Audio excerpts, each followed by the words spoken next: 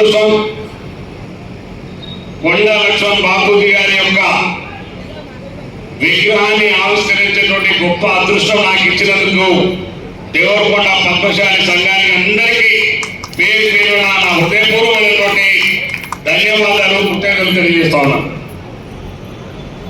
ఆ మహానుభావుని యొక్క చరిత్ర ఒక్కసారి చూసినప్పుడు ఈ దేశ స్వతంత్ర ఉద్యమం నుంచి మొదలు పెట్టుకుంటే తెలంగాణ ఉద్యమం కోసం ఇంతకుముందు మాట్లాడినటువంటి వారితో సహచరంగా కలిసి ఉద్యమంలో పాల్గొన్నటువంటి వారు కావచ్చు, అదేవిధంగా అనేక విషయాలు పెద్దలు కాశీనాథ్ గారు చెప్పినారు. వాళ్ళంటి గొప్ప మహామానవుని యొక్క వ్యక్తిత్వం మాలాంటి రాజకీయ నాయకులు కానీ భవిష్యత్ తరాలకు ఒక ఆదర్శప్రాయం చెప్పి కూడా ఈ సందర్భంగా మనం చేస్తా ఉన్నాం. ఒక బలహీన వర్గాల బిడ్డ, ఒక పద్మశాలి బిడ్డ ఎక్కడో మారుమూల ప్రాంతంలో మందిరాబాద్ లాంటి జిల్లాలో పుట్టి ఈ దేశ స్వతంత్ర ఉద్యమంలో పాల్గొనడంతో పాటుగా ఆనాడు చదువుకునేటువంటి అవకాశం లేకున్నా మరి చదువును కొనసాగించి మరి ఉద్యమాల్లో పాల్గొని తెలంగాణ ఉద్యమాన్ని 3 దశలో ముందుకు తీసుకెళ్ళింది కొండా లక్ష్మణ్ బాపూజీ గారి చరిత్ర గొప్ప చరిత్ర అని చెప్పి కూడా ఈ సందర్భంగా మనం చూస్తున్నాం. ఎందుకంటే కొండా లక్ష్మణ్ బాపూజీ గారు వారి యొక్క జీవితాన్ని మొత్తం కూడా ప్రజల కోసం, తెలంగాణ ఉద్యమం కోసం వారి యొక్క సమయాన్ని, ఆరోగ్యాన్ని, జీవితాన్ని అంతా కూడా త్యాగం చేసినటువంటి గొప్ప వ్యక్తి కొండా లక్ష్మణ్ బాపూజీ గారిని కూడా ఈ సందర్భంగా మనం చేస్తున్నాం. ఇవాళ కొండా లక్ష్మణ్ బాపూజీ గారి యొక్క శాసనసభలో శాసనసభ్యులుగా మరి ప్రజల యొక్క గొంతుగా వినిపించేటువంటి అవకాశం, తద్వారా ఈ రాష్ట్రంలో క్యాబినెట్ లో ఉండి పరిపాలన చేసేటువంటి అవకాశం, అదేవిధంగా శాసనసభపతిగా మరి శాసనసభను నడిపించేటువంటి అవకాశం, అది ఒకటే కాదు ఉమ్మడి ఆంధ్రప్రదేశ్ ప్రదేశ్ కాంగ్రెస్ కమిటీ అధ్యక్షులు కూడా వారు పనిచేసేటువంటి అనేకమైనటువంటి వారి రాజకీయ చరిత్రలో ముందున్నాయని కూడా ఈ సందర్భంగా మనం చేస్తా ఉన్నాం. అందుకనే కొండా లక్ష్మణ్ బాపూజీ చరిత్ర పుస్తకం మొత్తం చదివితే నేను వచ్చేటప్పుడు బండిలో క్వశ్చన్ చదివిన తర్వాత కాశీనాథ్ గారు ఉండి దీన్ని మొత్తం లాస్ట్ పేజ్ చదివితే నీకు మొత్తం అర్థమైంది అని చెప్పినారు వాడు. అంటే గొప్ప చరిత్ర కలిగినటువంటి ఒక గొప్ప నాయకుడు, మరి నిజంగా కూడా అటువంటి నాయకుడు మనం ఆదర్శంగా తీసుకెళ్లి ముందుకు తీసుకోవాల్సినటువంటి అవసరం ఉందని చెప్పి కూడా ఈ సందర్భంగా మనం చేస్తా ఉన్నాం. ఒక పద్మశాలి సంఘాన్ని గారు వారు గురించి అనేకటువంటి ఉద్యమాల్లో వారు పాల్గొన్నారు. స్వతంత్ర ఉద్యమం కావచ్చు, తెలంగాణ ఉద్యమం కావచ్చు, హరిజన ఉద్యమంలో కూడా పాల్గొన్నారు. అంటే ఏ జాతి, ఏ సమాజానికైనా అక్కడ కూడా ఉన్నటువంటి బలహీన వర్గాలకు అండగా నిలబడాలి. నిజంగా ఉన్నటువంటి సమాజంలో నా జాతులకు అన్యాయం రాజ్యాధికారం ఎంత రావాలనేటువంటి మాట్లాడేటువంటి దమ్ము, ధైర్యం కావాలి. ఆ మాట్లాడే దమ్ము, ధైర్యం ఆనాడు కొండా లక్ష్మణ్ బాపూజీ గారు మాత్రమే బలహీన వర్గాల కోసం నిలబడ్డారని చెప్పి మరొకసారి ఈ సందర్భంగా మనం చేస్తా ఉన్నాం.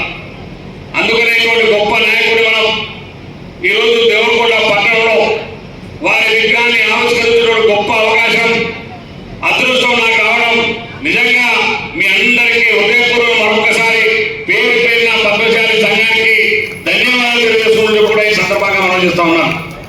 మరి ముఖ్యంగా వేదికమైనటువంటి చాలా మంది పెద్దలు ఉన్నారు, వాళ్ళందరి పేర్లు మన ముందున్నాయి. పెద్దలు స్వామి గారు ఆల్ ఇండియా పద్మశాలి సంఘ అధ్యక్షులు, అదేవిధంగా మా మురళి గారు తెలంగాణ రాష్ట్ర అధ్యక్షులు, అదేవిధంగా వెంకటపతి గారు, అదేవిధంగా మోహన్ గారు, పెద్దలు యాదగిరి గారు, అదేవిధంగా రాపూర్ జ్ఞానేశ్వర గారు, మీరుగా వేదిక పైనటువంటి మా దేవరకొండ పట్టణ పెద్దలందరికీ, ఎందుకంటే నిజంగానే వాస్తవం ఇప్పటికి 3 అయింది కాబట్టి వేదిక పైనటువంటి మా అక్క చెల్లెలకు, అన్నదమ్ములకు, ముందున్నటువంటి అక్క చెల్లెలకు, అన్నదమ్ములందరూ కూడా పేరు పేరున మరొకసారి నా హృదయపూర్వమైనటువంటి ధన్యవాదాలు తెలియజేసుకుంటూ, మరి వాస్తవంగా కొండ లక్ష్మణ్ బాబు గారి చరిత్ర మరి తరతరాలకు తిరగనటువంటి చరిత్ర, ఆ చరిత్రను ముందుకు తీసుకెళ్లినటువంటి బాధ్యత మన అందరి పైన ఉందని చెప్పి మరొకసారి మీకు ఈ సందర్భంగా తెలియజేస్తూ, ముఖ్యంగా ఇవాళ నిజంగానే బలహీన వర్గాలకు రాజ్యాధికారం రావాలనే ఒక గొప్ప ఆలోచన ప్రతి ఒక్కరిలో మొదలైంది. మొదలైన ఉద్యమం ఎవరికైనా ఒక్కరితోనే మొదలవుతుంది, ఆ ఒక్కరే ఉద్యోగాన్ని రద్దు కలిగిస్తారు, కానీ ఆఖరికి ఈ ఉద్యమం ముందుకెళ్తాయి. అందుకనే ఇవాళ బలహీన వర్గాలకు రాజ్యాధికారంతో పాటుగా నిజంగా మా ప్రభుత్వమే రేవంత్ రెడ్డి గారి నాయకత్వంలో ఉన్నటువంటి ప్రభుత్వం ఇవాళ వాస్తవంగా బీసీ జనగణను ఎవరు కూడా సమ్మతించట్లేదు. మా పార్టీలో కూడా వారి కష్టాలు ఉన్నాయి, మాకు అది అర్థమవుతుంది. అయినా కూడా ఆనాడు రాహుల్ గాంధీ గారు ఒక్క మాట చెప్పినారు, ఈ దేశంలో ఉన్నటువంటి బలహీన వర్గాల యొక్క జనగణన జరగాలి, వారి యొక్క జనాభా నిష్పత్తి ప్రకారం అదే అభివృద్ధిలో కావచ్చు, రాజ్యాంగంలో కావచ్చు, ఏ విషయంలో వాళ్ళ జనాభా నిష్పత్తి ప్రకారం వారికి జరగాలని ఆదేశించినారు. ఆ ఆదేశాల మేరకు ఇవాళ తెలంగాణ రాష్ట్రంలో రేవంత్ రెడ్డి గారి నాయకత్వంలో ఇవాళ జనగణనటువంటి కులగణన కార్యక్రమం జరుగుతూ ఉన్నది.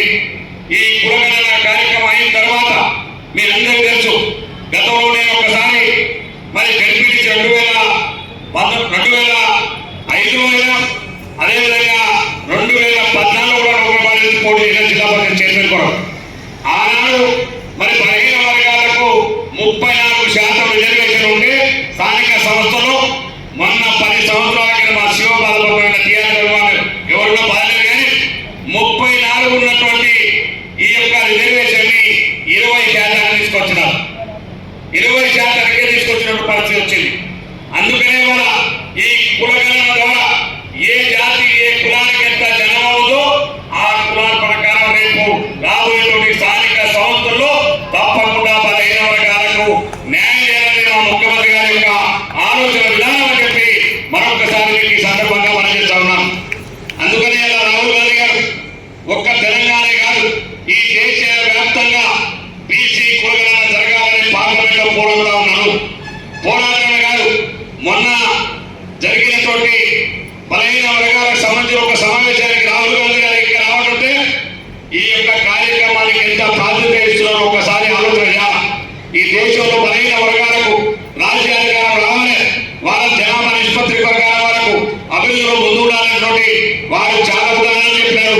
అంత సమయం లేదు, కానీ అటువంటి ఆలోచనతోటి ప్రభుత్వం వల్ల రాహుల్ గాంధీ గారు ఒకటి చెప్పిపోయినారు, ఈ దేశానికి తెలంగాణ రాష్ట్రం కులగణనే రోల్ మోడల్ కాబోతుంది, దేశానికి సూచిక కాబోతున్నటువంటి విషయాన్ని రాహుల్ గాంధీ గారు స్వయంగా ప్రకటించారు. అందుకు అనుగుణంగా వాళ్ళ కులగణన అన్ని గ్రామాల్లో జరుగుతున్నాయి. దయచేసి మీరందరూ కూడా తప్పకుండా ఈ కార్యక్రమంలో పాల్గొనాలి. ఇది మా అందరికీ అత్యవసరమైనటువంటి కార్యక్రమం కాబట్టి దయచేసి అందరూ కూడా ఈ కులగణన కార్యక్రమంలో పాల్గొనాలని చెప్పి మీకు మరొకసారి ఈ సందర్భంగా కోరుకుంటూ, ఇలా ఇంత గొప్ప జాతీయ నాయకుడిని మరి వికాసంలో పాల్గొనేటువంటి అవకాశం నాకు వచ్చింది. దాంతో పాటుగానే మా సోదరులందరి ముందు కొన్ని విషయాలు అడిగినారు. గతంలో కూడా నేను శాసనసభ్యులు ఉన్నప్పుడే ఇక్కడ పాతారామేంద్ర దానికి సంబంధించిన కంపౌండ్ వాల్ నిర్మాణంలో ఆనాడు 10 లక్షల రూపాయలు ఆ కంపౌండ్ వాల్ నిర్మాణం చేస్తాం. అదేవిధంగా మార్కొండ టెంపుల్ కి మొట్టమొదటిసారిగా దానికి పోవడానికి దాని లేకుండే నేనే ఆ రోజు మొత్తం ఆ టెంపుల్ వరకు మరి సిమెంట్ నిర్మాణం పూర్తి చేసినాను, కరెంట్ కూడా పూర్తి చేసినాను. మరి మొన్ననే కూడా కొంత ఇష్యూ ఉంటే దాన్ని కూడా పూర్తి చేయాలని అడిగినారు. తప్పకుండా పద్మశాలి సంఘానికి కానీ మీకు ఏ అవసరం ఉన్నా మీ తమ్ముడుగా మీ బిడ్డగా ఎప్పుడు కూడా మీకు అండగా ఉంటాను.